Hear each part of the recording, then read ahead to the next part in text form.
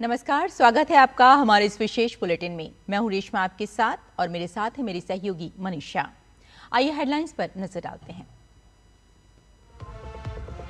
प्रधानमंत्री नरेंद्र मोदी आज मासिक रेडियो कार्यक्रम मन की बात के जरिए साझा करेंगे अपने विचार। मन की बात की ये 127वीं कड़ी।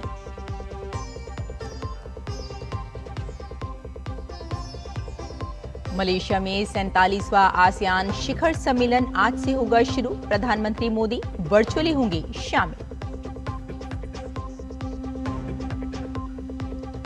उपराष्ट्रपति सीपी राधाकृष्णन का 2 दिवसीय सेशल्स दौरा आज से। नवनिर्वाचित राष्ट्रपति पैट्रिक हार्मेनी के शपथ ग्रहण समारोह में होंगे शामिल।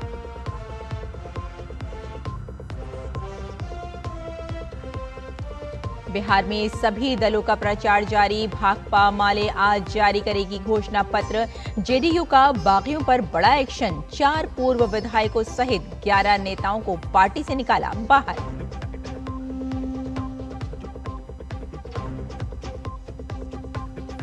आईसीसी महिला विश्व कप में भारत का बांग्लादेश से अंतिम लीग मुकाबला आज। भारत पहले ही सेमीफाइनल में बना चुका है जगह।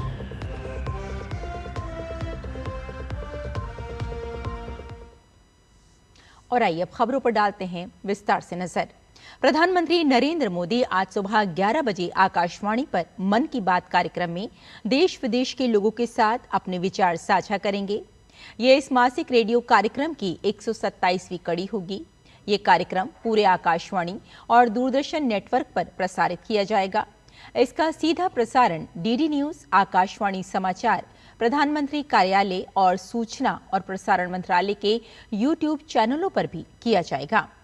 प्रसार भारती हिंदी प्रसारण के तुरंत बाद क्षेत्रीय भाषाओं में भी कार्यक्रम का प्रसारण करेगा।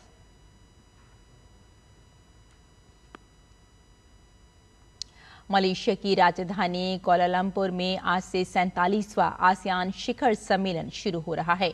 शिखर सम्मेलन के अलावा समावेशिता और स्थिरता विषय पर अन्य शिखर सम्मेलन का भी आयोजन हो रहा है। 47वें आसियान शिखर सम्मेलन के उद्घाटन समारोह में सभी आसियान नेता शामिल होंगे। प्रधानमंत्री नरेंद्र मोदी आसियान शिखर सम्मेलन में वर्चुअली शामिल होंगे। आसियान के उद्घाटन समारोह के दौरान तिमोर लेस्ते के आसियान में प्रवेश संबंधी घोषणा पत्र पर हस्ताक्षर किए जाएंगे, जो 11वें आसियान सदस्य देश के रूप में इसके औपचारिक प्रवेश का प्रतीक होगा। इन शिखर सम्मेलनों में आसियान शिखर सम्मेलन, आसियान और 7 संवाद भागीदारों अर्थात ऑस्ट्रेलिया, चीन, भारत, जापान, कोरिया, गणराज्य रूस और संयुक्त राज्य अमेरिका के बीच आसियान प्लस 1 शिखर सम्मेलन शामिल है। इसमें आसियान प्लस 3 शिखर सम्मेलन, पूर्वी एशिया शिखर सम्मेलन, आसियान संयुक्त राष्ट्र शिखर सम्मेलन और संवाद संबंधों के 50 वर्ष पूरे होने के उपलक्ष्य में आसियान न्यूजीलैंड स्मारक शिखर सम्मेलन भी शामिल है। पूर्ण सत्र के दौरान आसियान नेता आसियान समुदाय निर्माण और आसियान के बाहरी संबंधों से संबंधित मुद्दों पर अपनी चर्चा केंद्रित करेंगे। नेता क्षेत्रीय एकीकरण को गहरा करने, आर्थिक विकास को प्रोत्साहित करने और आसियान संपर्क बढ़ाने के उपायों पर विचार विमर्श करेंगे। सेशल्स सरकार के आमंत्रण पर उपराष्ट्रपति सीपी राधाकृष्णन आज से 2 दिन के दौरे पर हैं। इस दौरान सेशल्स के नवनिर्वाचित राष्ट्रपति डॉक्टर पैट्रिक हार्मेनी के शपथ ग्रहण समारोह में भारत सरकार का प्रतिनिधित्व करेंगे। अपने दौरे के दौरान उपराष्ट्रपति डॉक्टर हार्मेनी को भारत की ओर से हार्दिक बधाई देंगे और भारत एवं सेशल्स के बीच घनिष्ठ, दीर्घकालिक और विश्वासपूर्ण संबंधों को दोहराएंगे। सेशल्स भारत की विजन महासागर नीति और ग्लोबल साउथ के प्रति भारत की प्रतिबद्धता का एक महत्वपूर्ण भागीदार है। ये यात्रा दोनों देशों के बीच साझेदारी को और मजबूत एवं विस्तारित करने के लिए भारत की गहरी प्रतिबद्धता को दर्शाती है। बिहार में चुनाव प्रचार जोरों पर है। सभी राजनीतिक दलों के नेताओं ने प्रचार में अपनी ताकत झोंक रखी है। एनडीए के दलों भाजपा, जेडीयू, लोक जनशक्ति रामविलास, हिंदुस्तान अवामी मोर्चा और राष्ट्रीय लोक समता पार्टी के नेता प्रचार अभियान में जुटे हैं। वहीं महागठबंधन के दल राजद, कांग्रेस, वीआईपी, भाकपा माले, भाकपा और माकपा भी चुनाव प्रचार कर रहे हैं।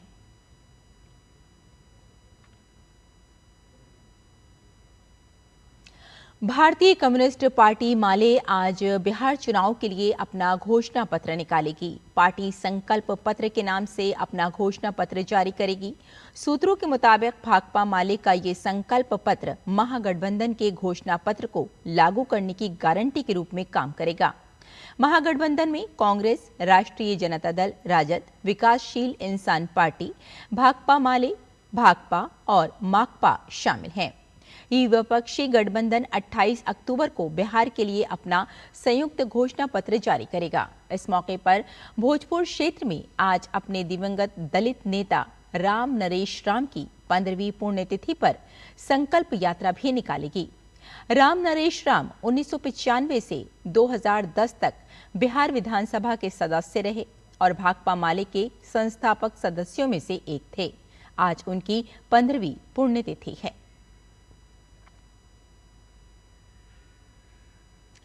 बिहार चुनाव के बीच जेडीयू ने बड़ा एक्शन लेते हुए पार्टी के 11 नेताओं को बाहर का रास्ता दिखा दिया है, जिसमें पूर्व मंत्री शैलेश कुमार समेत लगभग 1 दर्जन नेताओं को पार्टी की प्राथमिक सदस्यता से निलंबित करते हुए उन्हें पार्टी से तत्काल निष्कासित कर दिया है।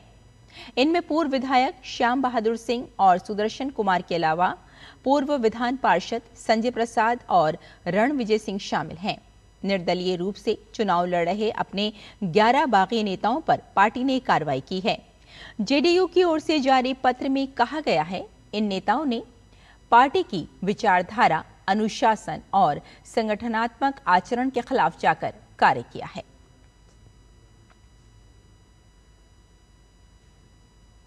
बिहार चुनाव में मतदान से पहले विकासशील इंसान पार्टी के प्रमुख मुकेश सहनी को बड़ा झटका लगा है। बिहार वीआईपी के प्रदेश उपाध्यक्ष रंजीत सहनी पार्टी के सैकड़ों कार्यकर्ताओं के साथ भाजपा में शामिल हो गए हैं। रंजीत साहनी के साथ मुजफ्फरपुर के जिला अध्यक्ष महावीर सहनी भी आज वीआईपी के सैकड़ों कार्यकर्ताओं के साथ भाजपा में शामिल हो गए। इसके अलावा कुंवर वाहिनी अध्यक्ष और राजद नेता जितेंद्र स्वामी, प्रखंड प्रमुख मनोज सिंह, सिवान व्यवसायी संघ के अध्यक्ष रजनीकांत जायसवाल सहित कई गणमान्य लोगों ने भी भाजपा की सदस्यता ग्रहण की। इन सभी लोगों को भाजपा के प्रदेश अध्यक्ष डॉक्टर दिलीप जायसवाल ने भाजपा की सदस्यता दिलाई और पार्टी में स्वागत किया।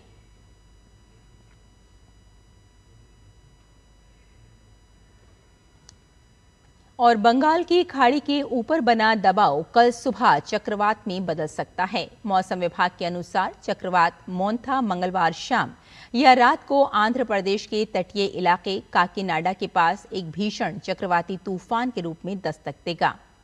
इससे आंध्र प्रदेश, ओडिशा और पश्चिम बंगाल में मूसलाधार बारिश होने की संभावना है। चेन्नई और तमिलनाडु के उत्तरी इलाकों में इसका ज्यादा असर न पड़ने का अनुमान है। चक्रवात के मद्देनजर ओडिशा के पुरी समेत सभी जगहों पर लोग हाई अलर्ट पर हैं।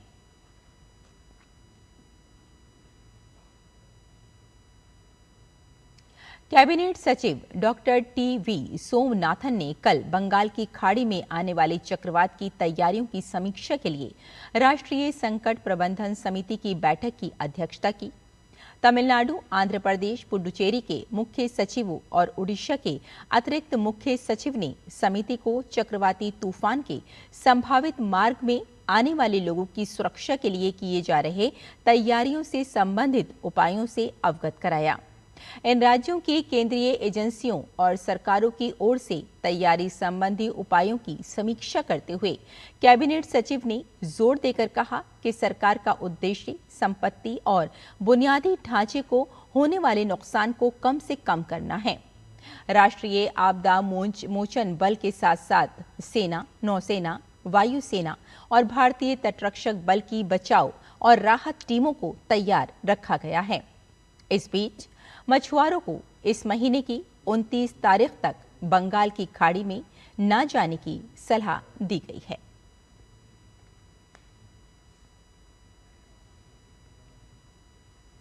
अमेरिका ने कनाडा पर 10% अतिरिक्त इंपोर्ट टैरिफ लगाने का ऐलान कर दिया है।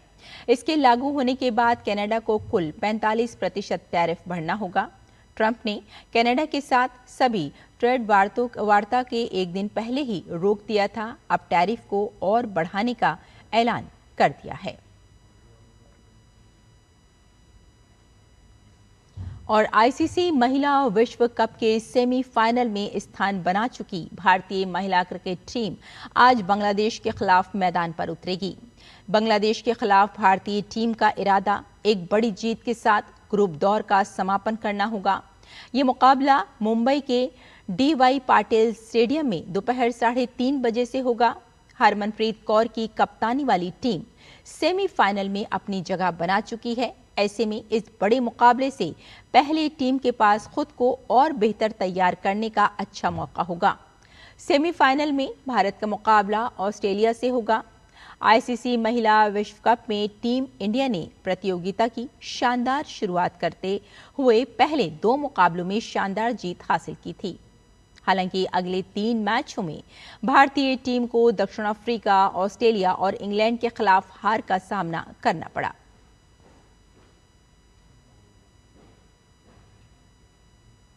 आज छठ महापर्व का दूसरा दिन है। आज खरना पूजा के साथ 36 घंटे का निर्जला व्रत शुरू होगा।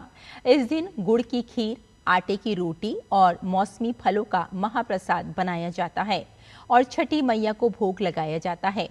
खरना में व्रती पूरे दिन उपवास कर शाम को भगवान सूर्य की पूजा कर प्रसाद ग्रहण करेंगे।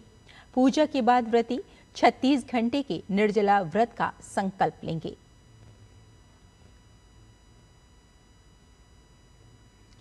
तो हमारे इस विशेष बुलेटिन में फिलहाल इतना ही। मुझे और मेरी सहयोगी मनीषा को यहीं अनुमति दें। नमस्कार।